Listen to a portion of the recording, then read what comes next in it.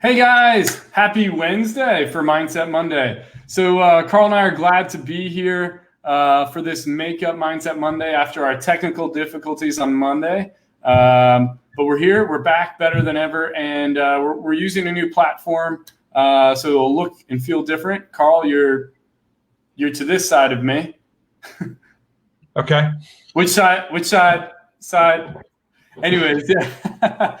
Anyways, guys, we're so glad you're here. Really looking forward to having you join us. We're gonna go through some mindset stuff, and then after that, open Q&A. So looking forward to hearing your questions. And thrilled to have you. So yeah. So let's see here. If as you guys join, if you just want to say hey, give a shout out. We love to hear from you. Typically, Carl, you and I are just chatting on a Monday.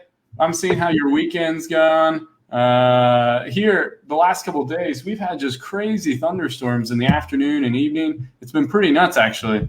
So in the UK right now, yeah. So the UK, where I am, as you know, we're in the middle of a heat wave. So tomorrow is going to be the hottest day of the year.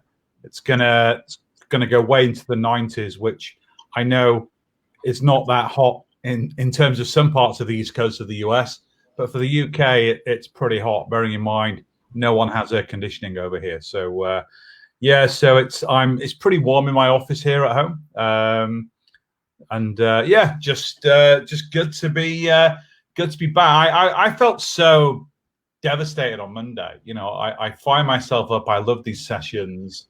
Love the new kind of integrated bit of mindset and then Q&A, moving everyone forward. And yeah, it kind of ruined my day. But hey, tech screwed us. We've got a new platform, so yeah, we'll make up for it today. We'll serve our tribe and teach them some really cool new stuff, and then we'll answer all their questions. So let's do it.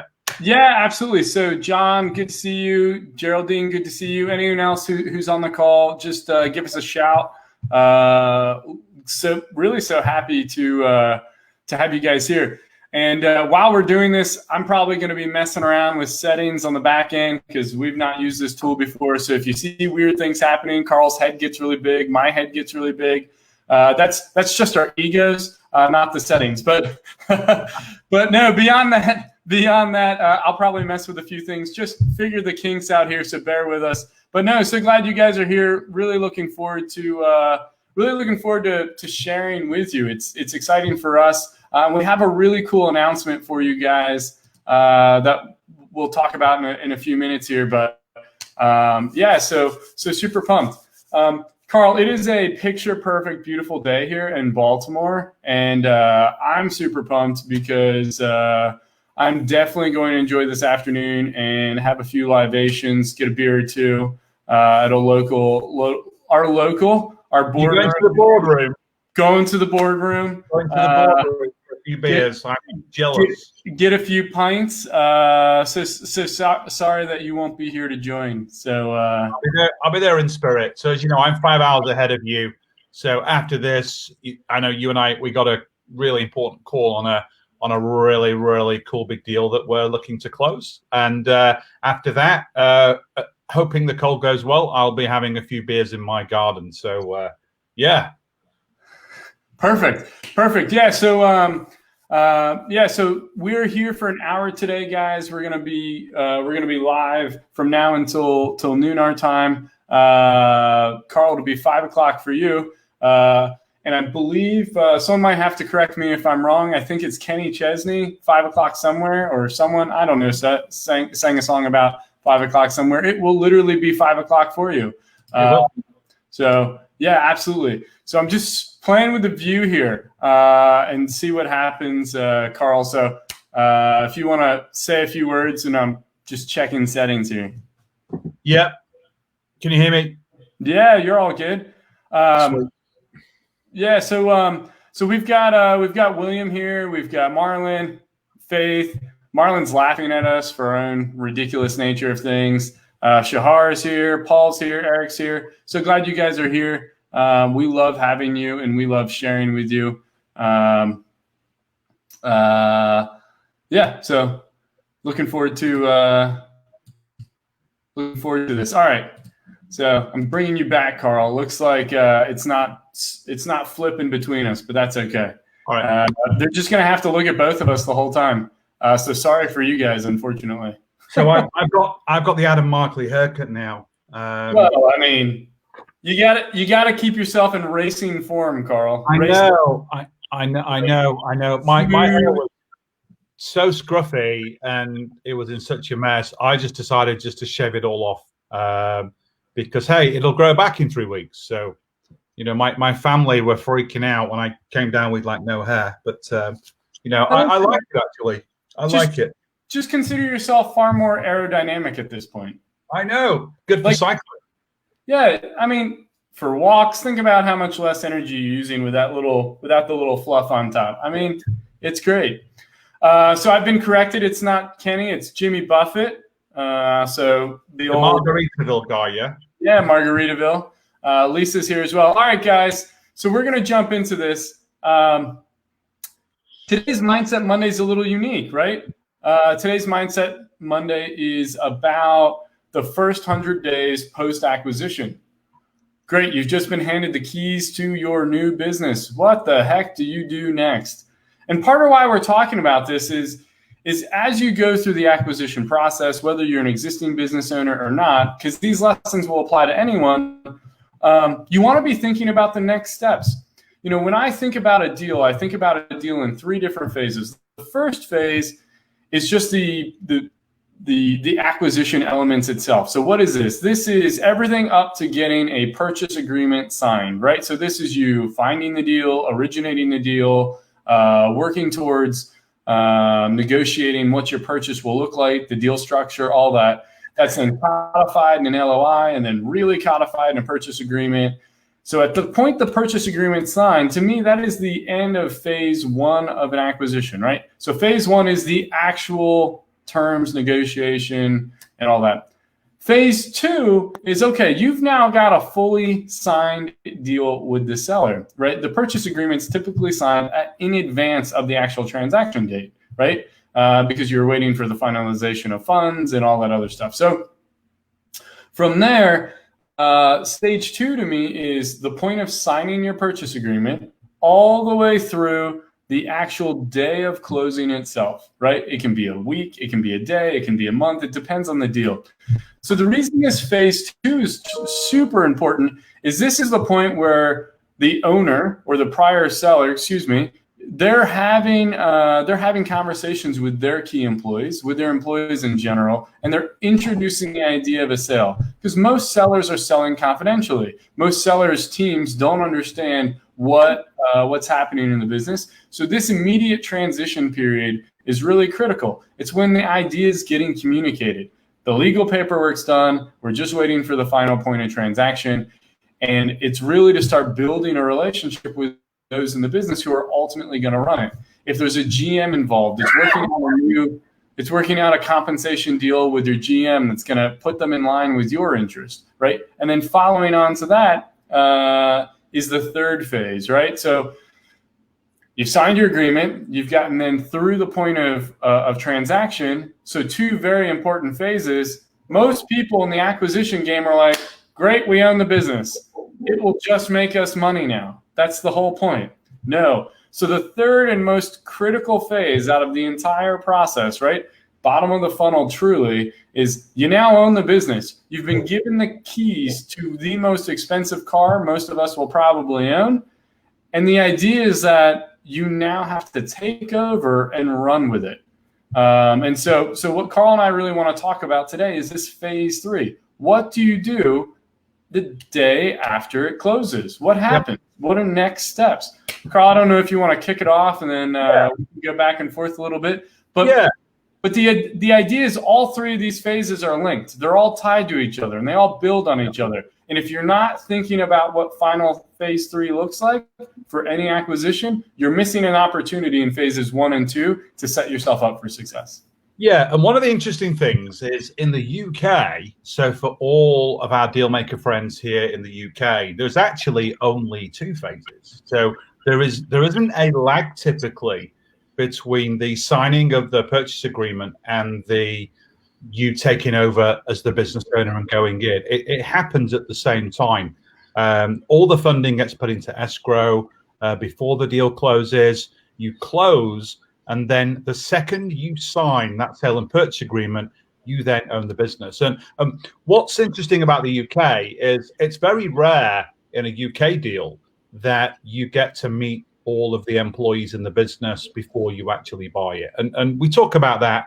As you know, there are a number of reasons for that. One is that employees can get nervous, they can get anxious. Most people don't like change. If they've been working for the business for a while, the thought of it being acquired by somebody else can make people feel really anxious, really uncomfortable. So all of the businesses I've bought in the UK, I've never met all the employees before I've bought it. I've been introduced by the previous owner, either the same day that we've signed or the following day. And I've had people cry, I've had people cheer, I've had all range of emotions from people when they find out that there's a new owner of the business. And what's really interesting, though, is when you're going through the closing phase. So think back to step one, the acquisition process. What you need to be doing is in that closing period, so when due diligence is being done, when the legals are being done, so you've signed an LOI, you're raising the financing, and you're zeroing in on the close. That's your opportunity to put together your action plan so that when you get the keys and you take over, you can get to work and you can implement that plan straight away. And it's a bit like the US presidential election. The election's held in November, but the new administration doesn't take over until late in January. And that period's called transition, where the new president's figuring out, what am I going to do in my first 100 days? This is where we got the 100-day idea from, because what you do in the first 100 days can be really, really important. So you want to spend that kind of 6 to 8 weeks closing period, really understanding what your plan is going to be. And if you're in Dealmaker CEO, we put some training in on this. So module number 10 of Dealmaker CEO is we walk you through the 4 things you need to do within those first 100 days. So the first one is very, very straightforward. It's just dealing with a lot of the administration points of the business, like changing passwords, making sure that all the bank accounts are all changed and everything about the business is secure and it's set up and everyone knows what they're doing. And then you can get into growth. So one of the things that you'll see with a lot of the businesses that you look at is they do little to no marketing. So growing the business by implementing some marketing tactics is always a great way to get some upside.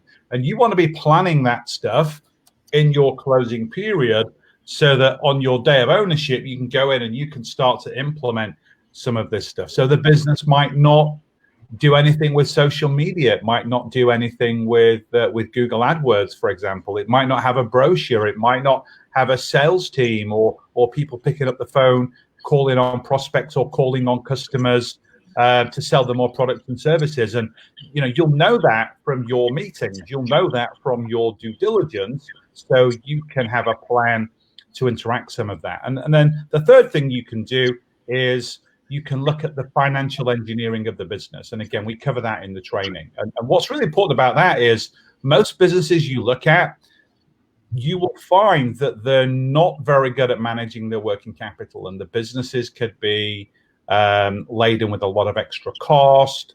A lot of their working capital isn't properly utilized. So you can make some quick changes with that, and we show you how to do that. And then the fourth point is what I call KPIs, optics. So this is especially true if you're not going to run the business day to day. So if you're going to be an owner, investor of a business, let's say you live in Boston and you've bought a company in California or Hawaii, you're not going to be there every day. So you need some very simple dashboards, some very simple KPIs. And what I think about KPIs is if you were lying on a beach on a remote desert island and somebody swam up out of the sea and walked up to you on the beach and gave you a piece of paper with 6 numbers on it And when you look at those numbers, you know exactly what's going on in your business at that moment in time. It's all about understanding what those numbers are. So it could be revenues, it could be margins, it could be number of new customers, it could be the average sales price of a new customer, it could be recurring revenue, it could be new customer acquisition, it could be a whole bunch of those different things. So those are the things that we recommend that you do, within your first 100 days. There could be other things, Adam, that people could do. They could bolt on other businesses in that first 100 days. If you've done your deal origination correctly, you've got a funnel that's got 10, 15, 20 different opportunities in it. Typically, you buy the best one, but then there could be a couple of others that were maybe not big enough for your first acquisition, but could be awesome little bolt-ons that you can plug into that business to scale it really quickly within those first 100 days. And I got to tell you, it's one of the most exciting times as a deal maker, going in, inspecting a new prize and just being able to play with it and add some of the value into that business that you're capable of doing and watching it grow. If it grows, it makes more cash flow. You as the owner are entitled to that. And obviously, as you know, the bigger the cash flow, the bigger the multiple, the bigger the value when you decide to sell it. So exciting times. Yeah, it's super exciting times. And I think what's important to kind of take away from a practical perspective is there's a level of analysis you've got to do as a prospective business owner. And it's not just the analysis tied to the acquisition itself. It's what am I going to do to grow this company? Do they have marketing? Do they have sales? Any of that kind of stuff. And that's super critically important. And how are you going to integrate whatever ideas you have without walking in and destroying whatever culture you found there or you've bought, right? One of the things that's really important for us as LBO buyers is we talk about enhancing and protecting the legacy of the seller. And that's really, really hard to do when you don't understand the key players and the culture that underpins the entire business. And yes, the seller is likely setting the tone at the top, but it's everyone else who's under them that's got tenure, that's got longevity, who truly, really has the heartbeat or pulse of the business. And so for me, one of the most critical elements in the first 100 days is I want to hurry up and wait.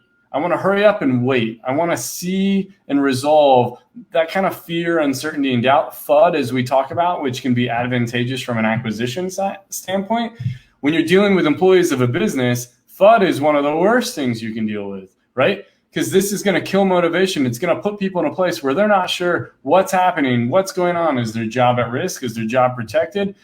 Employees, by and large, have this fear or understanding that when someone buys my business, all of a sudden, oh man, are they going to fire me? Are there going to be layoffs? What's happening? And there's all this fear and uncertainty from an employee perspective that's going to get really, really concerning. And so it's important for people to realize that you've got to get a pulse and the buy-in of the key managers and the key leaders and really all the employees. And so to me, my number one thing I do post-acquisition of any business is whoever's in the business has to understand that I am also a safe pair of hands. That's why I bought the business to begin with. And that's not to say I'm not making changes. It's not to say I'm not going to be the force of momentum that they need and want to grow and be successful. My goal is to ultimately create a windfall for everyone in the business. A bigger business means more pay for everyone. So this is an awesome point that you've made, right? A really, really awesome point. I just want to kind of add to it a little bit, because what happens when you acquire a business and the employees, it's really, really important. And what you typically find in any business is the employees will fall into three buckets. So you have your A players, which are typically about 20% of the employees. These are the real superstars in the business that really move the needle. You've got your B players who, every business needs, that they're doing a lot of the day-to-day stuff. And then you've got your C players. You've got the bottom 10% of the people that, really shouldn't be in your business. They're not adding any value. And what I found in a lot of the businesses I've acquired is the C players actually decide to leave. Because if you think about most businesses that are being sold, they've kind of slowed down a little bit, and there's not a lot of energy. There's not a lot of growth. As we talked about, they're not doing a lot of marketing. So what tends to happen is the business becomes a little bit sleepy. And most employees kind of mirror and model the kind of mindset of the person that owned the business before. And then we come in and we've got all this energy and we've got all this passion and we've got all these ideas and we've got all these skills and we want to scale and scale and scale. And we're really excited about things. Now your A players, they're like, bring it on. This is what we were going to leave if we didn't have these guys. Now we're talking. Your B players are like, okay, this is cool. These guys are a bit nuts, but come on, let's step up. Let's do what they want to do. Your C players, they're like, nah, I'm going to have to work for a living. You know, I can't come in at 10 and go home at 4 and take 3-hour lunch breaks and be on Facebook and Netflix all day. I got to work for these guys and they're crazy. I'm going to go and get another job in another business where I can kind of hide and do all these different things. And the great thing about it is your C players, for the most part, you don't have to replace them. You know, they're not doing things in your business that are going to move the needle. You don't have to replace them. So in virtually every business that I've ever bought, that has happened. And I very rarely replace those people. So instantly, I'm getting a nice bump on my cash flow, my bottom line, because I'm not having to replace those people. And they're leaving of their own accord. So I'm not having to sever them. They're giving me their notice. They're leaving. But the psychology of the employees is really, really key. I'm glad you made that point, Adam. So just wanted to kind of tell that story. Yeah, no, and it's important, right? Let's take a pretty classic physics lessons. Let's go back all the way to secondary school for you, Carl, high school for us here in the States, right? Inertia is a really critical thing, right? Inertia is the act of when something's in motion, it'll stay in motion. When something's not in motion, it tends to not want to go into motion. And so when you jump into a business as a brand new owner, if you're coming in with this big force of momentum and everyone is there just kind of sitting back and, you know, as Carl was saying, just working a job without really working a job, yeah, you're going to have some potential attrition. It's probably good attrition, but you do have to be careful. If you come in too forcefully, you can break even those A and B players if they don't really buy in. So A players in general have to be bought into the vision. They have to be bought into whatever is happening in front of them. And if you don't secure that buy-in, things are going to deviate, and they're not going to be able to want to run in the same direction you want them to run in. You know, B players, you know, these are your stalwarts. These are the people who come in, do a great job, and go home. You're not looking for them to drive the business forward. You're looking for them to just do exactly what they need to do as solid parts of the business. But it's being able to come in and without, you know, you're not a hammer smashing a marble, right? You don't want to come in and just like hammer down an incredible amount of force into this new space. Like, we're doing all the things. No. You're not going to do all the things. You're going to focus on one thing at a time, right? So attention divided is a path not to success, right? And so the idea is if you're going in to make changes and you're going to implement new social media efforts, you're going to implement new direct marketing, or you're going to build out a sales team, or you're going to double production or reorganize the production floor. All of those things have real value, but you have to be cognizant of the additional friction each one of those changes might have on the people in the business. Get your early wins. And people will pick up and run and carry the business forward with you, not while fighting against you. So again, the biggest thing in my mind to always conquer when you first acquire a company is overcome that initial fear, uncertainty, and doubt, that FUD, which in this way is negative as opposed to the seller psychology, where it's a positive. Overcome that, to plow through it, and to drive yourself into the next phase, which is the actual tactical implementations of your strategy, right? So step one, before you ever get to the strategy and the tactics, is always conquer the psychology of those in the business. And that doesn't mean you're a dictator. It means you're securing their buy-in and their belief that they want to run faster and harder and with you as opposed to against you. And for those who don't want to join, as Carl said, they're probably C players and they're not there for the long haul anyways. But those who are really, really valuable employees, people who truly care about the business, they're there. So yeah, Faith's got a great question. I'm gonna try this, Faith. So I was gonna talk to that very, very point actually. How do you elicit the buy-in? So I'm gonna try this, Faith. We'll see if this works. I'm gonna try to show your comments while we're doing this. New system. This will be Let's cool. do it. No. Boom. Look at this. So how do you elicit the buy-in from your A and B players? Do you seek their input and include that in your plan? So Carl, you can go first, but I've got an answer here as well. So yeah, so 100% for me. So one of the first things I'll do, and I know who the A, B, and C players are because it's part of my due diligence with the seller. So I'll talk to the A and the B players first. And I ask them a lot of very simple questions. I say to them, what do you like about the business? What do you not like about the business? How would you grow it? Where are the opportunities?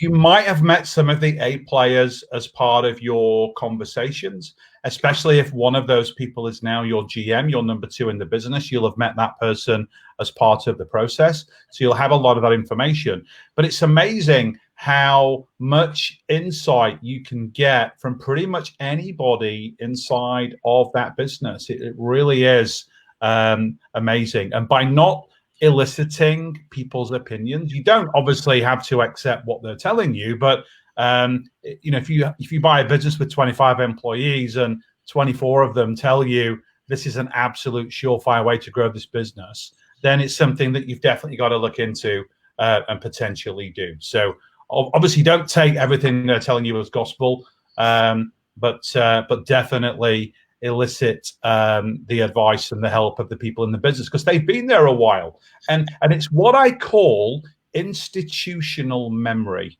And that's a really important phrase when it comes to buying a business. There are people that have been in that business for a while. They know where the skeletons are hidden. They know where the fat is that can be removed. They know where the growth opportunities are. They know what customers are dying to buy more from that business, but just have not had the right opportunity. So mining that information, putting it into a process and then making decisions off of that is absolutely something that I always do in any business that I've acquired.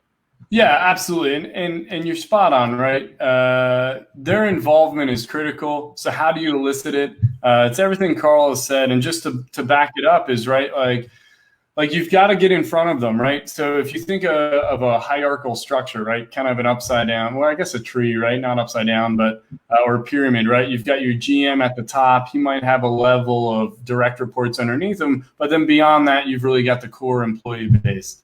So in a company, we say 20 employees, it's 1 or 2 people at the top, 3 people maybe in the middle, and then the rest scattered in teams below. It's really those upper 2 levels, right? Your GM has to be bought in. Not only do they have to be bought in from an ideology perspective, but they've got to be bought in from a compensation perspective. They need to see and feel the rewards of doing the work of running the business day to day. So for me, how do I typically do that? I'm giving them their base salary plus an incentive package based on the performance of the business. They're going to get paid just like an owner gets paid. It's really, really important that they've got that mentality and mindset because I need to be able to expect of them and hold them accountable to think like an owner, so they should be paid like an owner. So then beyond the GM, because the GM's normally someone you're going to have a lot of direct one-on-one conversations with and really like bring them in and bridge them into whatever that vision is that they're going to help shape it because they know the execution abilities of the team itself. They know how to mold that away that will keep people happy and keep people moving forward. It's really that next level of manager, the people who are truly managing the teams of people, that is super important. Those people are ultimately the ones that will feel the feedback from the employees who work for them, and then also have to deliver your message as an owner down to them. And so from a power perspective, those are the people you want to solicit input from. Hey, you've got a foreman at your contracting company who's been there for 20 years. Great. Have him tell you what's working or not working around the job scheduling, around the allocation of resources, around equipment issues.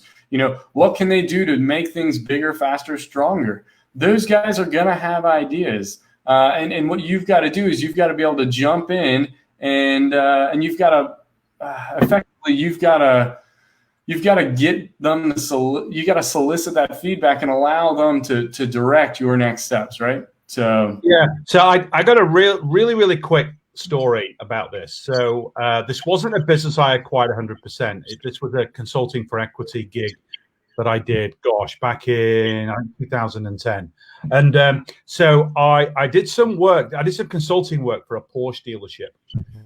So I just bought a Porsche, and I got to know the owner of the franchise, and I ended up getting a little bit of equity in that business, and I was helping him grow his business. He was the second worst Porsche dealership in the UK, and within 12 months of me working with him, he was now the second best dealership. And one of the first things we did is we got all the employees in the boardroom. So we got all the salespeople, and we got all the mechanical staff and the reception staff. And we were going around the table with ideas. How can we grow our business? Like, what do our customers want that we don't provide? And it was the lady on the reception desk. She was about 18 years of age, really young.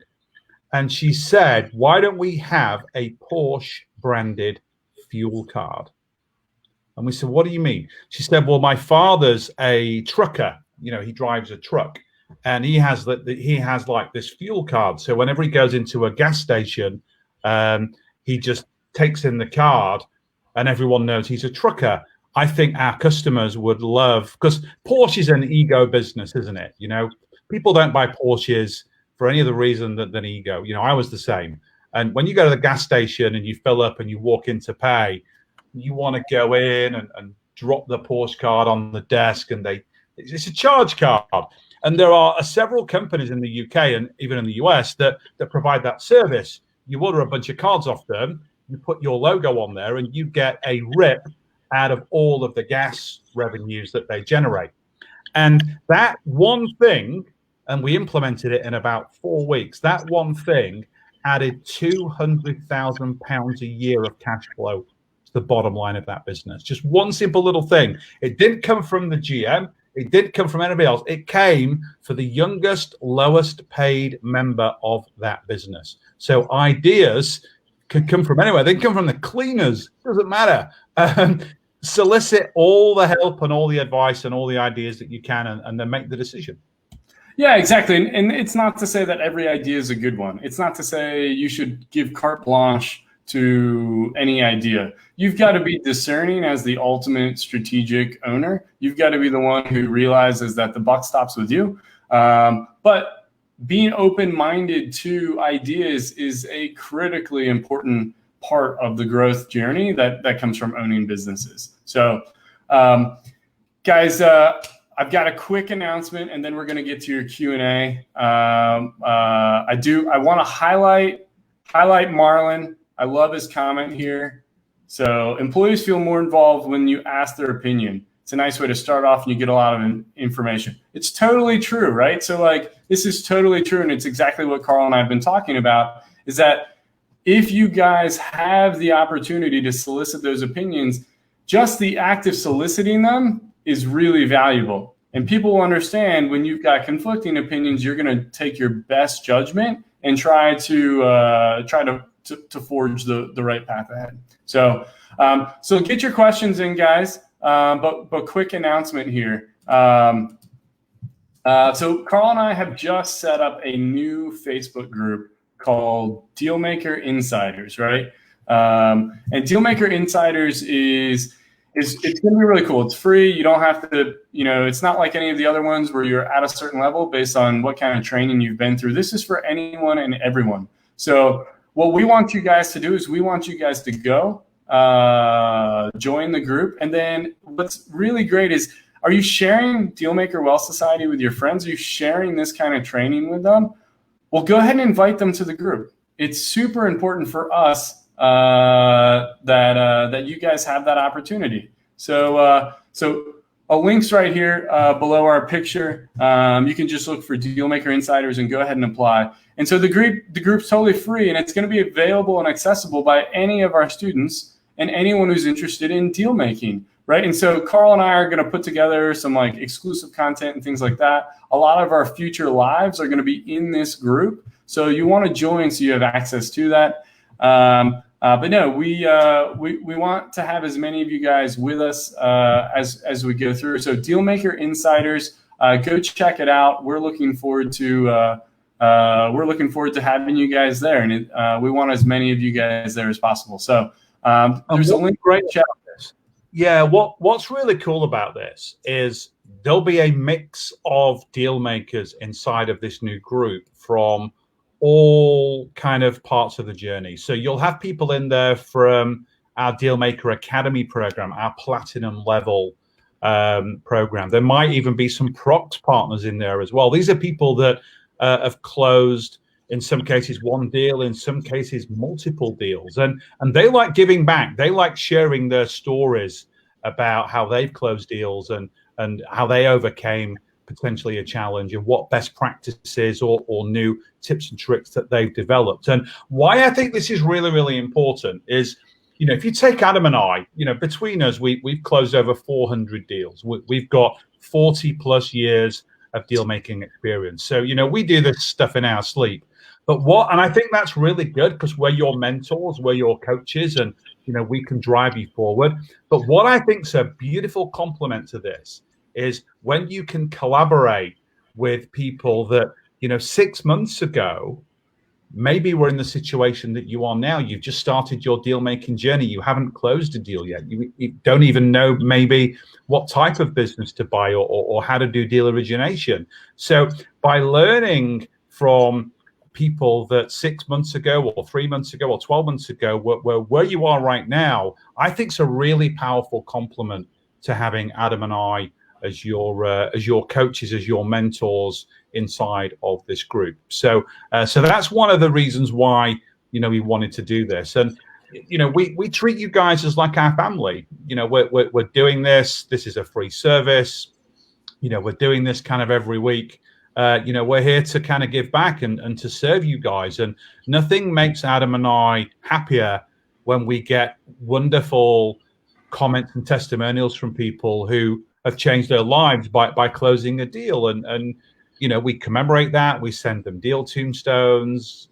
We send them signed copies of my book. There's a whole bunch of things that we do. So it's all about learning and sharing. So, join that group. Anybody that that's got an interest in being a deal maker, buying a business, invite them into the group. Let's build, the biggest global family of deal makers, and let's all go on this journey together. Yeah, absolutely. And I think that's the important part, right? Is let's get as many of you guys as possible, right? There's power in quorum, there's power in group, and some of you guys are fabulous networkers, and it's an opportunity for those of you with more experience to pour into those who aren't. Again, Carl and I love doing this. But we'd be naive to think there's not a whole bunch of really smart people like you out there. And how can we leverage your combined skill sets to support the rising tide that is the deal making path? So looking forward to having you guys do that. So we're going to jump to some Q&A here. I know we've got a couple questions I'll highlight here from the chat. But if you have questions for us, now's the time to jump on it and let us know what your questions are. So just get them in there. So let's see here. Great question from Geraldine. So I'll get Geraldine's first question up here. I've got two bolt-ons that are very similar but in different cities. Perfect pair to start a chain. Will lenders be more favorable typically to do a deal on one or a paired biz, or is it better to stagger purchases and raise the loans individually? So I'll take the first run at this one, Carl. So it's a couple of things here, Geraldine. So first and foremost, it's going to be hard to do both deals simultaneously because you're dealing with two different sellers. They're two different negotiations, and any of those deals could abort for any reason at the end. So if you're creating a structure that's dependent on both deals to close, you might be setting yourself up for fail if one of them pull out at the last minute. So I would always approach each individually. The second reason I would do that is because I always want to start with a foundation business. So whichever of those two businesses are stronger, that has a better GM in it, has a better set of employees and skill sets, right? Like that's a really, really incredible opportunity for you to jump in. Exactly what we're talking about right now. Get those first 100 days rolling, get those people bought in. So when you buy the second one, the knowledge and motivation and skills you've cultivated and worked through on the first business can be transitioned and combined with the other. The third reason at this point to do one than the other is banks don't really care one pair, anything like that. They're going to look at you and wonder, have you successfully closed a deal? And how is that deal going? If you're 3 months into your first one, things are going well, you're able to show success, not only can you use the new business to leverage for the acquisition, you already own one. So now you've got a second asset, one that you already own that you can combine and consolidate. And then you can go to a bank and say, hey, I'm going to buy this one. I'm going to roll it together. Here's what's going to happen. Here's our consolidated financials. Here's the synergies I'm going to get out of this. Oh, and by the way, we'll just refinance the debt from the first one and we'll do one big package. I'll buy the second one and everything's off to the races. So you're going to have more success from a financing perspective if you already own one and then add another one to it. Carl, anything to add to that? I 1,000,000% agree with that. Only a million? Oh, man. I 1,000,000% agree with that. There's a saying that Adam has that he says every week. And he says, you're one deal away. And you are. It's a lot easier to buy a business when you own a business than when you don't own a business. So my advice would be buy the best one, typically the largest one or the most profitable one or the easiest one to close, the one you've got the best relationship with. You can determine which one that is. And then once you close that one deal, it's game changing. It's game changing for all the reasons Adam talked about, including the psychology. Once you've been through one deal, you're 70, 80% up the learning curve that we are. The fact that we've done hundreds and hundreds of deals just nudges you a little bit more each time. You get 70 to 80% of your psychological chops just by doing one deal and going through the emotions and the process and the rigor of closing your first deal. Then once you've done that, everyone's going to be pitching you deals. When you own a business, brokers, they're on you all the time. They're sending you deals, and they're always deals that are linked to what you're doing. So your deal origination is done for you. It is possible to do what you're saying. So find two businesses, effectively bolt them together and fund them. But it's really, really, really tough. Like really tough. That's what the Wall Street guys do. I certainly wouldn't recommend that until you've got at least 5 deals under your belt. I tried to do that in 2014 in Australia. I found a marketing agency and an advertising and PR company, and I tried to do that. And 3 days before closing, the two sellers basically merged their businesses together and flipped it to a trade buyer. And I'd spent 6 months on that deal and got nothing. It's really, really tough to do it. So and then scale from there. Yeah, and even without the horror story, Carl, right? Like the challenge is there's a lot of variables in closing a deal. I would make sure that whichever one you go with can stand on its own and can be a foundation company, because then the bolt-on itself is then a value add, not a requirement to do the first deal. If you have to do both to make it financially viable, then you're already in a tough situation, because there's so many variables if one pulls out or the other, and then you're in a tough place. All right, so next question. One tiny little quick thing to add. What's also really cool when you own a business, if you find another business that you really like, but the seller doesn't want to sell, you can merge. They might have skills and experiences that you don't have, and combined, you could be a super powerful force in the industry. So, that's another reason why you're better off being a business owner first before buying the next one in the chain. Yeah, absolutely. All right, so Rashida's question is: buying a franchise considered closing a deal? Yes, no. It is. No, you're buying a business, Carl. Why? But why would you buy a franchise? I don't look at franchise. That's a whole separate conversation. That's a whole separate conversation. I don't look at franchises as buying a business, because you're still really buying a startup. You're not buying a business with any revenue and cash flow unless you're buying a franchise resale. Correct. Okay. Yeah. So if you're buying a franchise resale, and that's, Carl, you went right where my mind went. If you're just starting a brand new franchise and putting a ton of money in, no, you're a startup. That's not what we do. If you're going in and say someone's got 2 Jersey Mike's or 5 Guys or McDonald's, shoot, if you're buying 2 McDonald's, you've got plenty of money. Those things are pricey. But the idea is, if you're buying one that's already established, then yes, it is considered closing a deal. If you're going through like a franchise consultant and trying to start one, that is not considered a deal. But if you're buying an actual existing business, it still counts. Yeah, and I'm not a big fan of franchises generally. Me either. I often find they're a little bit too restrictive. And obviously, if someone's bought a franchise and they're selling it, they're probably selling it for more than what they paid for it. You still got the franchise fees, the restrictions, the policies, and all those different things. I'm not a big fan of it. I know there are people in Dealmaker CEO that have bought franchise resales and are doing really, really well. It's just not my mode. I'd rather buy a generic business that's in that sector. And then, you can scale it and grow it and do whatever you want within that business. You're not tied down and restricted by some master franchisor that's really pulling all the strings.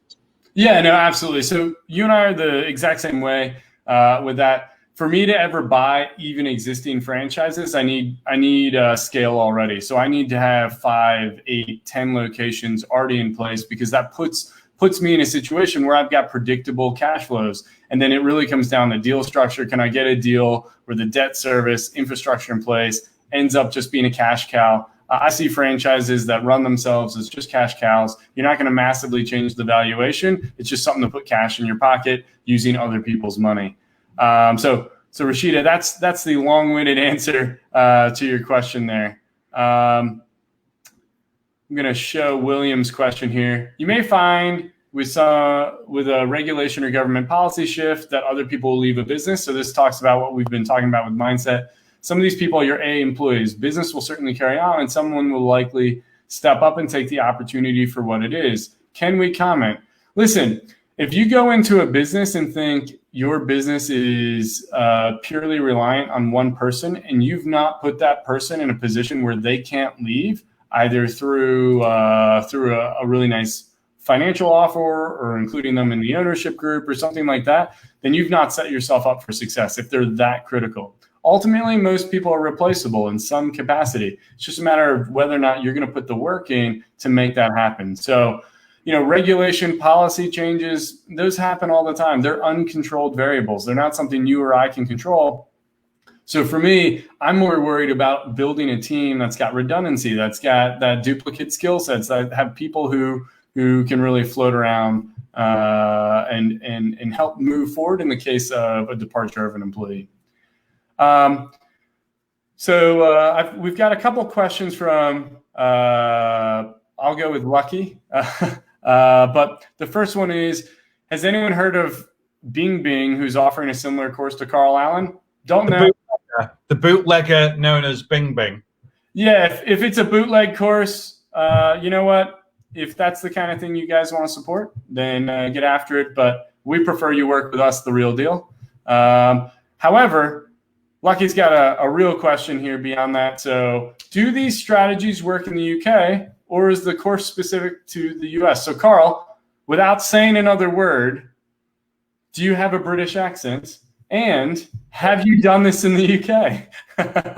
Hundreds of times, yes. So absolutely, this course was really developed for 4 primary markets. So US being the largest, UK number 2, and then Canada and Australia as being much smaller markets, lower populations, lower number of businesses to buy. It also works in other parts of Europe, even though it's a little bit more challenging in countries like Germany and Italy, where you've got much more stringent business and labor laws. We've seen deals done in Singapore, New Zealand, the Caribbean, It's really tough in like Latin America, other parts of Africa, other parts of Southeast Asia, but UK is a massive market. There are about 450,000 businesses for sale in the UK, sub £5 million in turnover. To contrast that to the US is a much larger market. It's about 2.4, 2.5 million, but you've got 5 to 6x the population. So what you typically find is the number of people that live in a country, that really drives the number of deals that are available. And why we like those 4 countries is for 3 reasons. So the first one is you've got a very mature acquisition financing market. So you've got lenders, you've got investors, you've got a whole bunch of financial resources to allow you to buy a business. The second one is in those 4 countries, sellers are conditioned to a seller financing mindset, or deferred consideration, which is the fancy term that we use in the UK. So sellers in those countries know that it's very unlikely they're going to get all of their money at closing. So that's another reason. And then the third reason is there's a massive infrastructure of advisors and partners and all the people that you need to do deals. So you've got brokers, you've got accountants, or CPAs as they are in the US. You've got lawyers, we call them solicitors in the UK. You've got wealth managers that can act as a source of deal flow. You've got tons and tons of sites on social media where you can solicit deals. And there's big communities of deal makers in those countries. If you go to some of the other nations, you don't have a lot of that. And whilst it's not impossible to do deals outside of those westernized countries, it's a lot easier to do it in the UK, US, Canada, and Australia. So US is a massive, massive market. And in fact, the first LBO I ever did as an individual was in the UK. It was in Liverpool. It was a transport company. And I've bought and sold over 20 businesses in the UK in the last 12, 13 years. So it's a big market. And right now, it's a huge market because of CBILS, which we talked about before, and I won't spend much time on this, but there is a torrent of acquisition financing that's just been made available by the UK government. They're printing money like crazy. And there's a new scheme called CBILS, which gives businesses 25% of their annual turnover or revenue in debt, in funding, and we can use that for closing payments to do deals. So to answer your question, UK is a massive, massive market for LBOs. Yeah, I think you covered that one off pretty well there, Carl. Again, it's looking for those mature markets that will make the biggest difference. So anyone who's arrived late, we talked a quick bit about an announcement around Dealmaker Insiders. It's a new Facebook group Carl and I have put together. It's free for anyone to join. There's a pinned comment in the chat. So take a look at it, join if you haven't, and looking forward to having you guys there. Carl and I will be doing lives there and adding other content and stuff. So want to have you guys there. And the best part about it is you can share it with any of your friends.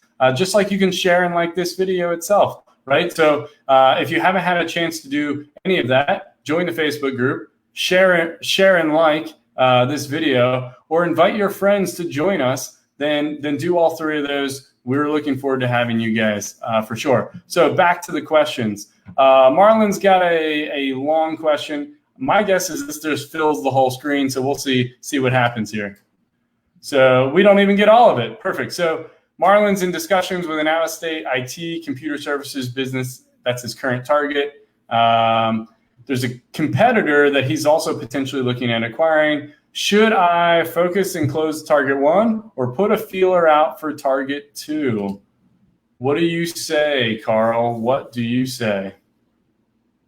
It depends. I think it'd be good to get the information on both businesses. And I think the advice that we gave to Geraldine before, buy the business first. That's the easiest one to close. So it's the best deal. It's got the best cash flow. It's got the most available financing. It's got the best potential deal structure. You've built the best relationship. Make as many, I'm stealing more of your phrases here, Adam. It's all about quality shots on goal. Is that what you say? Quality shots on goal. At the end of the day, you're just going to talk like me. I'm going to talk like you, and I think it's fine. You've already matched my hairstyle. Your line. So quality shots on goal. The more quality shots on goal you make, the more deals you're going to close. So buy the best one first and then bolt the other one on secondly. Because going back to the advice we gave to Geraldine, is it's so much easier to buy a business when you own a business. So much easier. You've got more leverage. You've got more credibility. So I wouldn't try and do the two at once. But yeah, find out about the other one, get the information, and then see where you go. All right, so I completely agree with all of that. I mean, like Carl said, as we talked with Geraldine, I think the biggest thing there is if you get the information on both, one, you're going to know which one's better run. You're going to know which one's more efficient, better setup, better structure. If one of them has a GM in it, you're going to prioritize that over the other one. So there's just a lot of opportunity if you get the information. But once you decide to focus on one, close one, then go and add the other one. Hope that answers. So Linda's got a question here, another long one. So Linda said, to narrow down the industry target when skill set cuts across many, what is the best way to get metrics, P&L structure for small businesses as a baseline for choosing attractive sector and ultimately to use as a baseline in evaluating deals? Small businesses have smaller base to spread costs over, don't benefit from the economies of scale. So it's confusing to get this information by looking at public companies and other readily available data since they're much bigger. Appreciate our thoughts. So I think you've got a couple of questions here, Linda. First is, how do I pick what sector to get into? If you've got a skill set that covers multiple sectors, the very first thing I would do is I would go towards whatever those sectors you feel any kind of passion for, right? So say your experience is marketing, and marketing covers pretty much anything, or you're a corporate sales or something like that. First and foremost, I'd say, okay, well, that means I can work in, I don't know, professional services, medical, and manufacturing. Say those three big, giant paths. Well, which one of those three actually call your name? Do you want to work in a professional services space? Do you want to work in medical, or do you want to work in the manufacturing? When I say work in, I'm not saying you're in the business working, but when you own a business in an industry, you are in the industry. You are working in it. Your strategic thinking, your growth opportunities, all that stuff's tied to the industry. And whichever one of your options you have the most passion for, that's going to be way easier for you to have success in driving forward and actually nailing which industry you want to get into. In terms of getting kind of benchmark data, you're right. With small businesses, it's hard. For some of that, you can look at, and Carl, you might have some advice here, Info USA or other places like that. So I'm gonna. I think broadly though, it's not too different from publicly traded companies. No. You don't have scale, but you also don't have some of the expenses they have. Yeah, and I'm gonna use a very posh word now. When I'm looking at doing deals, I don't metricize the industries I'm looking to buy in, and I'll tell you why. Because in any industry, you've got phenomenal companies, you've got good companies, you've got average companies, you've got bad companies, and you've got really bad companies. So any sector, and whilst you can look at different averages, like obviously technology companies, pharmaceutical companies, they have higher profit margins than, say, a manufacturing business. But for me, Adam's right. If you're sector agnostic and you've got a horizontal skill set, pick something that you're really passionate about, because that's going to give you the fuel to kind of really follow through on closing the deal. And then also it's going to give you a lot more energy and purpose to do something with that business once you've bought it. And then all of the different things we talk about run true in whatever business you find. You're looking to find a business that you can get really excited about. You're looking to find a business that's in good shape but is owned by a highly motivated or distressed seller. And then you're looking for a business that's got a financial DNA that's going to support an LBO deal structure. You might find a really profitable business in a sector that's got no assets and you can't close that deal versus a lower profitable business that's got everything you need to raise the financing to buy it. So obviously, in that scenario, you'd close deal B, and then you'd leverage your passion and your skills to to grow that business. So I wouldn't get hung up on spending a lot of time really analyzing profit margins and growth trends and all those different things, because what you'll see is in the small business space, there's so much variance across a different sector. If you were an investment banker at Bank of America, which I used to be, or you're an M&A director at Hewlett Packard, which I used to be, we used to do that stuff. But for public companies, it's easy because there's a lot more standardization. In small businesses, there isn't. So I definitely wouldn't do that. But follow your passion. Yeah. So, and I completely agree with that. Stick with the passion. I mean, that's how I would narrow it down. James, Geraldine, we've got to call it for today. If you guys haven't jumped onto the Dealmaker Insiders Facebook group, get to it. James, Geraldine, we'll see you Monday. Come back with those questions and we'll get them answered. Until then, I hope you guys have a wonderful rest of your week, and we'll see you next time. We'll see you in the Insiders group. Love you guys. See you soon. Bye for now. Bye.